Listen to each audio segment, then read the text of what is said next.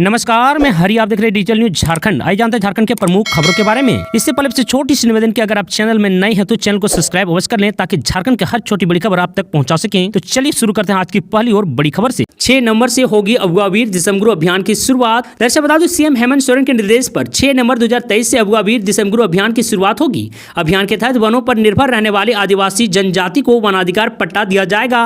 वनाधिकार पट्टा निजी और सामुदायिक दोनों स्तर पर दिया जाएगा। बता दें कि इस बाबत गांधी जयंती के मौके पर 30,000 अधिक ग्राम सभाओं का जुटान हुआ था। इसमें जल, जंगल और जमीन की रक्षा के लिए शपथ ली गई थी। जुटान में कहा गया था कि वनों की रक्षा स्थानीय के प्रयासों से ही संभव है। झारखंड सरकार इसी सोच के तहत अगवा वीर दिसंबर अभियान 6 नवंबर से शुरू करने जा रही है। आपको बता दें कि अगवा वीर दिसंबर अभियान के तहत अनुमंडल व जिला स्तर वनाधिकार समितियों का गठन किया जाएगा। ये समितियां वनाधिकार पट्टा किसे दिया जाना है इसकी अनुशंसा करेगी और अभियान की सफलताओं के लिए मोबाइल ऐप और वेबसाइट भी सीएम के निर्देश पर बनाया गया है। आपको बता दो, अभियान का प्रथम चरण दिसंबर 2023 तक पूरा कर लिया जाएगा। सीएम हेमंत सोरेन ने 66 पशु चिकित्सकों को सौंपा नियुक्ति पत्र। वैसे बता दो, सीएम हेमंत सोरेन ने झारखंड मंत्रालय में कृषि पशुपालन एवं सहकारिता विभाग द्वारा आयोजित नियुक्ति पत्र वितरण समारोह में नवनियुक्त 66 पशु चिकित्सकों को नियुक्ति पत्र सौंपा। आपको बता दो, मुख्यमंत्री हेमंत सोरेन ने लोगों को संबोधित करते हुए कहा कि झारखंड में लगातार नियुक्तियां हो रही है, युवाओं को रोजगार के अवसर उपलब्ध कराए जा रहे हैं। आपको बता दो, झारखंड गठन के वक्त जो कार्य होना चाहिए था वे आज उन कार्यों को कर रहे हैं। आपको बता दो, पूर्व की सरकार पर निशाना साधते हुए कहा कि जब से उनकी सरकार बनी है तब से उनकी प्राथमिकता में युवा हैं, उन्हें रोजगार देने में सरकार जुटी हुई है। पिछले दिनों पलामू में आयोजित प्रमंडल स्तरीय रोजगार मेले में बड़ी संख्या में युवाओं के बीच ऑफर लेटर का वितरण किया था। रोजगार मेले के जरिए अब तक 40,000 से अधिक युवाओं को ऑफर लेटर दिया जा चुका है। इसी क्रम में 2 नवंबर को 66 पशु चिकित्सकों को सौंपा गया नियुक्ति पत्र।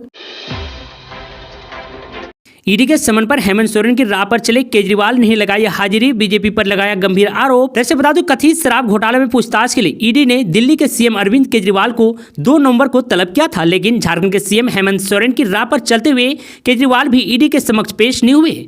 आपको बता दें, उन्होंने ईडी के समन को हेमंत सोरेन की तरह ही केंद्र के इशारे पर उठाया गया कदम बताया है। कहा है कि ईडी के समन के पीछे केंद्र की बीजेपी सरकार की साजिश है। इस साजिश के तहत उनको मध्य प्रदेश और छत्तीसगढ़ में चुनावी सभाओं में जाने से रोका जा रहा है। केजरीवाल ने प्रेस वार्ता में दिए बयान में कहा कि ईडी का समन गैर कानूनी है, ये राजनीतिक से प्रेरित है। ईडी को अपना समन तत्काल प्रभाव से वापस ले लेना चाहिए। तो वहीं अरविंद केजरीवाल ने कहा कि इसे केंद्र की बीजेपी सरकार के इशारे पर भेजी गई है ताकि मैं 4 राज्यों की चुनावी सभा में न जा सकूं। रामलला के दर्शन के लिए अयोध्या जाएंगे झारखंड के 3 लाख परिवार, विहिप घर घर जाकर देगा आमंत्रण, बनेगी 1200 की टोली। दरअसल बता दो, अयोध्या में बन रहे भगवान राम के मंदिर में प्राण प्रतिष्ठान कार्यक्रम 22 जनवरी 2024 को होना है। इसके बाद रामलला के दर्शन के लिए आम लोगों को निमंत्रण देने की योजना विहिप ने बनाई है। आपको बता दो, झारखंड के 3 लाख परिवार तक पहुंचने के लिए 1200 टोली का गठन किया जाएगा। ये ऐसे परिवार होंगे जिन्होंने वर्ष 2021 में राम मंदिर निर्माण में बढ़ चढ़कर सहयोग किया था। आपको बता दें, इस संबंध में रांची में प्रदेश कार्यालय में हुई बैठक के बाद विहिप के प्रांत मंत्री वीरेंद्र साहू ने कहा कि 5 नवंबर को अयोध्या में अक्षत मिलेगा, जिसे निमंत्रण के रूप में लोगों को घर घर जाकर देना है। उसके साथ राम मंदिर की तस्वीर भी रहेगी। उन्होंने कहा कि लोगों से अपील की जाएगी कि 22 जनवरी को स्थानीय मंदिरों में जाकर पूजा अर्चना करें, घर में दीप जलाएं और उसके बाद सपरिवार रामलला का दर्शन की योजना बनाएं। रांची में ट्रिपल आईटी के नए कैंपस का शिलान्यास करेंगे पीएम मोदी। 15 नवंबर को इन कार्यक्रमों में होंगे शामिल। दरअसल बता दूं, प्रधानमंत्री नरेंद्र मोदी के हाथों भारतीय सूचना प्रौद्योगिकी संस्थान ट्रिपल आईटी रांची के कांके स्थित सांगा में बन रहे नए परिसर का शिलान्यास होगा। आपको बता दूं, प्रधानमंत्री 15 नवंबर को झारखंड आ रहे हैं। वह भगवान बिरसा मुंडा की जन्मस्थली उलीहातू जाएंगे। वहां से प्रधानमंत्री विकसित भारत संकल्प यात्रा की शुरुआत करेंगे। इस मौके पर प्रधानमंत्री ट्रिपल आईटी के नए परिसर का ऑनलाइन शिलान्यास करेंगे। हजारीबाग के कपका बाजार में जयराम महतो की सभा, कहा झारखंडी हक अधिकारों की लड़ाई में हमारा साथ दें। दरअसल बता दो, हजारीबाग जिला अंतर्गत बरकट्टा प्रखंड क्षेत्र के ग्राम कपका बाजार टाण मैदान में झारखंडी भाषा खतियान संघर्ष समिति की ओर से आयोजित बदलाव संकल्प महासभा में युवाओं की भारी भीड़ उमड़ी। आपको बता दो, हजारीबाग जिला संघर्ष समिति के तत्वावधान में 60-40 न्याय चलतों के समर्थन में संघर्ष समिति के राष्ट्र अध्यक्ष टाइगर जयराम महतो ने युवाओं में जोश भरा। कहा कि युवा शक्ति राष्ट्र की शक्ति होती, जिस दिन वह चाले उस दिन सत्ता पलट सकती है। उन्होंने कहा कि झारखंड के हक और अधिकारों की लड़ाई में हमारा साथ दें। झारखंड में स्थानीय नियोजन, पुनर्वास, ओबीसी आरक्षण एक गंभीर मामला है। राज्य सरकार को इस पर गंभीरता से विचार करके सही नीति बनानी चाहिए। यह आंदोलन तब तक नहीं रुकेगी जब तक सरकार विधेयक को झारखंडी भावनाओं की अनुरूप नहीं बनाती। उन्होंने कहा कि राज्य सरकार कोई ठोस नीति नहीं बना रही है, जिसका खामियाजा यहां की जनता को भुगतना पड़ रहा है। 20 लाख के इनामी माओवादी रविंद्र गंजू का मकान एनआईए ने किया जब्त। दरअसल बता दें भाकपा माओवादी के रीजनल कमांडर व 20 लाख के इनामी रविंद्र गंजू के मकान को एनआईए ने जब्त कर लिया है। गंजू फरार है। एनआईए के प्रवक्ता के अनुसार गंजू ने चांदवा के बांझी टोली में मकान बनाया था। मकान निर्माण के लिए लेवी का राशि का इस्तेमाल किया गया था। जांच में आए तथ्यों के बाद यूपीए की धारा 25 के तहत उनका मकान जब्त कर लिया गया है। आपको बता दें रविंद्र गंजू के खिलाफ 55 नक्सल कांड दर्ज है। एनआईए ने गंजू के खिलाफ ऑपरेशन डबल बुल के मामले में कार्रवाई की है। 21 फरवरी 2022 को ऑपरेशन के दौरान लोहरदगा के पेशार इलाके से भारी मात्रा में हथियार बरामद किया गया था। इसके बाद केस को एनआईए ने टेक ओवर किया था। दुमका में फसल राहत योजना के लिए प्रज्ञा केंद्रों के कृषि मित्र कराएंगे रजिस्ट्रेशन। दरअसल बता दें झारखंड राज्य फसल राहत योजना को लेकर प्रखंड कार्यालय परिसर स्थित ऐटिक भवन सभागार में बुधवार को कृषक मित्र एवं ऑपरेटिव लैब्स के सहायक प्रबंधकों की बैठक हुई। बैठक में झारखंड राज्य फसल राहत योजना का लाभ संबंधित किसानों को समय पर दिलाने के लिए पंजीकरण कराने से संबंधित जानकारी दी गई। आपको बता दें प्रभारी प्रखंड कृषि पदाधिकारी आशीष रंजन ने कहा कि प्रखंड के विभिन्न ग्राम पंचायतों में संचालित प्रज्ञा केंद्रों के माध्यम से किसानों के आवेदनों का पंजीकरण कराना है।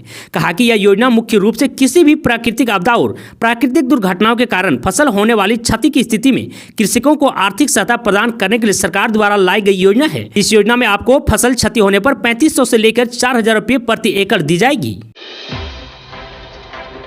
गोविंदपुर हाईवे पर बड़ा हादसा, ढलाई मशीन लदा पिकअप वैन ट्रक से टकराया, एक की मौत, 4 गंभीर रूप से घायल। दरअसल बता दूं साहिबगंज गोविंदपुर हाईवे पर ढलाई मशीन लेकर जा रहे पिकअप वैन और ट्रक की आमने सामने भिड़ंत से एक महिला मजदूर की मौत हो गई, जबकि पिकअप वैन पर सवार 16 मजदूर घायल हो गए हैं। घायलों में 4 की हालात गंभीर बताई जा रही है। उन्हें प्राथमिक उपचार के बाद जामताड़ा सदर अस्पताल से धनबाद रेफर कर दिया गया है। हादसा गुरुवार सुबह 10 बजे करीब साहिबगंज गोविंदपुर हाईवे पर पिकअप द्वारा आगे जा रही एक गाड़ी को ओवरटेक करने के दौरान देवघर जिले के खागात थाना क्षेत्र के जरीडी गाँव के पास हुआ। आपको बता दें इस हादसे में पिकअप वैन पर लदी मशीन से दबकर 42 वर्षीय महिला मजदूर रूपाली हांसदा की मौत हो गई, जबकि गंभीर रूप से घायल 19 वर्षीय अंजलि मरांडी, 16 साल की नूनी बेसरा, 35 साल की गुनीता मरांडी और 45 वर्षीय ड्राइवर कन्हई हांसदा को प्राथमिक उपचार के बाद धनबाद रेफर कर दिया गया है। रिम्स के हॉस्टल नंबर 5 से छात्रा का जला हुआ शव बरामद, परिसर में सुरक्षा बलों की तैनाती। दरअसल बता दूं राजधानी रांची के Rajendra institute of medical science के हॉस्टल नंबर 5 के पीछे जला हुआ युवक का शव बरामद किया गया है। शव की पहचान रिम्स में ही फॉरेंसिक एवं मेडिसिन डिपार्टमेंट के 2nd ईयर के छात्रा मदन कुमार एम के रूप में हुई है। मदन हॉस्टल नंबर 5 के तीसरे तल्ले में मौजूद कमरा नंबर 89 में रहकर पढ़ाई करता था। आपको बता दूं यह लड़का तमिलनाडु का रहने वाला था। अगले सुबह जब शव देखा गया तो पूरी परिसर में सनसनी फैल गई। मौके पर SP Chandan Kumar Sinha, city SP राजकुमार मेहता, सदर डीएसपी प्रभात रंजन बाबर और एफएसएल की टीम पहुंचकर जांच में जुट गई। पुलिस हत्या और आत्महत्या दोनों एंगल से मामले की जांच कर रही है। जियाडा की बैठक में सीएम हेमंत सोरेन का निर्देश, झारखंड के औद्योगिक क्षेत्रों का होगा पुनर्निर्माण। दरअसल बता दें राज्य में पहली बार सभी 10 औद्योगिक क्षेत्रों का पुनर्निर्माण करते हुए स्टेट ऑफ आर्ट के रूप में उसे विकसित किया जाएगा। जियाडा के अंतर्गत रांची, आदित्यपुर, संथाल परगना पर क्षेत्र के विभिन्न औद्योगिक क्षेत्रों में आधारभूत संरचना के निर्माण के लिए पथ निर्माण विभाग की ओर से तैयार डीपीआर को मंजूरी दे दी गई है। आपको बता दो 10 डीपीआर का प्रशासनिक स्वीकृति मुख्यमंत्री हेमंत सोरेन की अध्यक्षता में Jharkhand industrial area development 10 DPR को प्रशासनिक स्वीकृति मुख्यमंत्री हेमंत सोरेन की अध्यक्षता में Jharkhand industrial area development authority JIADA के निर्देशक मंडल की 12वीं बैठक में दी गई। बैठक प्रोजेक्ट भवन में बुधवार को हुई। आपको बता दें औद्योगिक क्षेत्रों में अधिग्रहण किए बगैर उपलब्धि भूमि के अनुसार अंतर्राष्ट्रीय स्तर की 4 लेन 2 लेन और 10 मीटर चौड़ी सड़क का निर्माण किया जाएगा। लगभग 20 किलोमीटर सड़क निर्माण किया जाएगा। सभी 10 क्षेत्रों में डीपीआर के अनुसार आधारभूत संरचना में 135 करोड़ 20 लाख रुपए खर्च होंगे। देवघर में साइबर पुलिस की छापेमारी, 4 आरोपी गिरफ्तार। दरअसल बता दें देवघर साइबर थाने की पुलिस ने पालोजोरी, पाथरोड व करो थाना क्षेत्र के अलग अलग ठिकानों में छापेमारी कर 4 साइबर अपराधियों को गिरफ्तार किया है।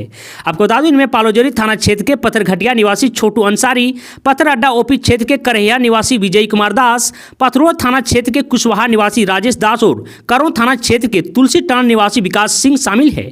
आरोपियों को कोर्ट में पेश करने के बाद जेल भेज दिया गया है। यह जानकारी साइबर डीएसपी विजय कुशवाहा व सीसीआर डीएसपी आलोक रंजन ने बुधवार को संयुक्त रूप से प्रेस वार्ता में दी। दुमका के बाबा बासुकीनाथ में 30,000 भक्तों ने किया जल अभिषेक और पूजा अर्चना। दरअसल बता दो दुमका कार्तिक मास के अवसर पर बाबा बासुकीनाथ मंदिर में पूजा अर्चना के लिए श्रद्धालुओं की भीड़ निरंतर जुटती रही।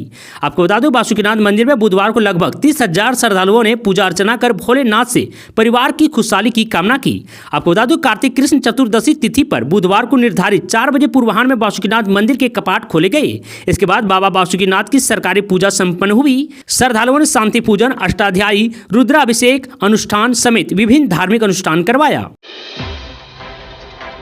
साहिबगंज में दिवाली से पहले लोगों को हर घर नल योजना का मिलेगा लाभ। दरअसल बता दूं, घर घर नल योजना के तहत साहिबगंज शहर के पूर्वी क्षेत्र में पाइप का जाल बिछाने का काम तेजी से किया जा रहा है।